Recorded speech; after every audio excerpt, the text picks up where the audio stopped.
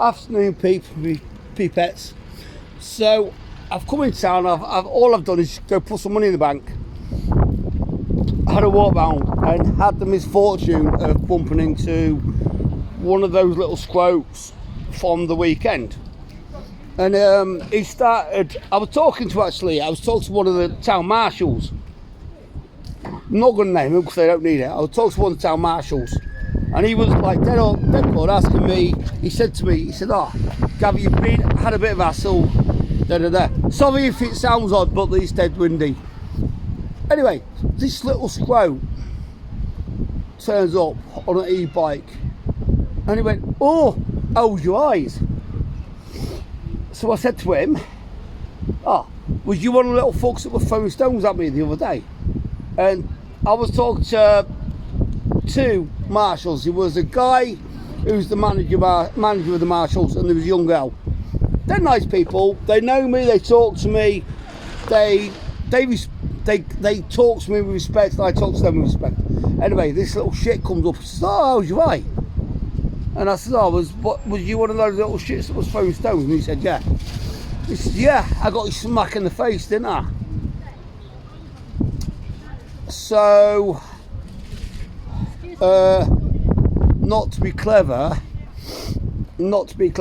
I grabbed him. Anyway, one of the marshals grabbed me, and one of the marshals grabbed the kid and dragged him away. So we ended up having this conversation. I ended up having this conversation with both marshals, saying, right, what would you do if you were assaulted or abused? Now, don't get me wrong, right? I'm going to lose me out in a minute. Don't get me wrong. I'm not a grass. I didn't grass on Saturday. I'm not going to grass today. I just said, what would you do to them, right, if somebody had smacked you in the back of the head? Because this was the kid that hit me in the back of the head with a stone.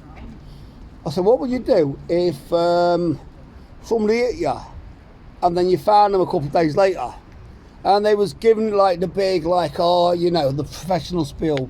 So I said, right, out uniform, out your marshal gear.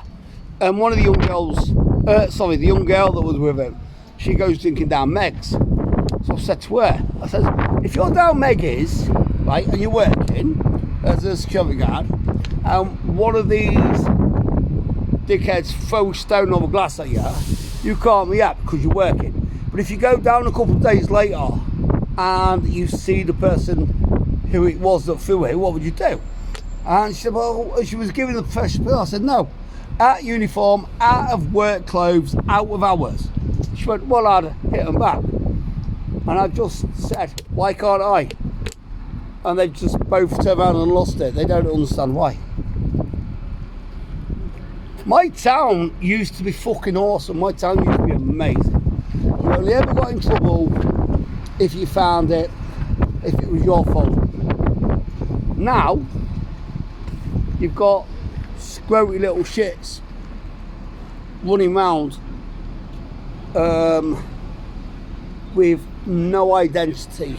And this is the thing, I don't think they've got no identity. They don't belong anywhere anymore.